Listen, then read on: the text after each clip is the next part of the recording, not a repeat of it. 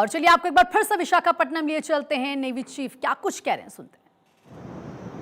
इस संकल्प के तहत रक्षा मंत्रालय की सहायता से भारतीय नौसेना ने पिछले वर्ष से लेकर अब तक 12 जहाज, 1 पनडुब्बी और 1 एयरक्राफ्ट स्क्वाड्रन को कमीशन किया।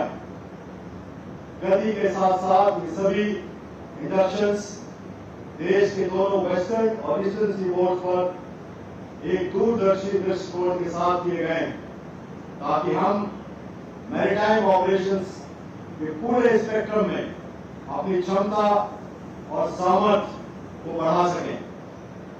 इसी संदर्भ में आज की एयर कमीशनिंग भारतीय नौसेना की ऑपरेशनल रीच, प्रेजेंस और रिस्पॉन्सिवनेस को और सुदृढ़ करेगी।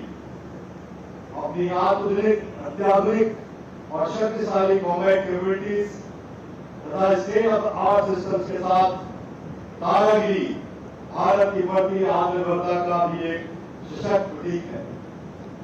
इस जहाज में 75% से अधिक इंडिजिनस कंटेंट है और खास बात यह है कि इस प्लेटफॉर्म का निर्माण किसी क्लास के पहले शिफ्ट की तुलना में लगभग 15% कम समय में पूरा किया गया।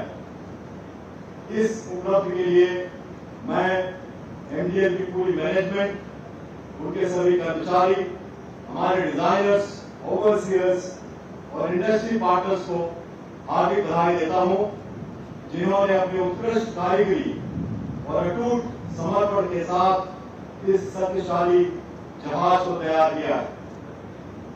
इस अवसर पर मैं तारागिरी के कमांडिंग ऑफिसर, बेसिक अभी तक और कमीशनिंग को भी बधाई देता हूं, जिन्होंने कमीशनिंग के इस महत्वपूर्ण माइलस्टोन को अचीव करने के लिए सभी स्टेक होल्डर्स के साथ कंधे से कंधा मिलाकर अटूट परिश्रम किया। मुझे पूरा विश्वास है कि आप सब अपनी मेहनत और कौशल से तारागिरी की लेगेसी को नई ऊंचाइयों तक ले जाएंगे। अंत में एक बार फिर मैं माननीय रक्षा मंत्री जी को और रक्षा मंत्रालय की तरफ से भारतीय नौसेना को निरंतर मिलने वाली सपोर्ट के लिए हार्दिक धन्यवाद देता हूं।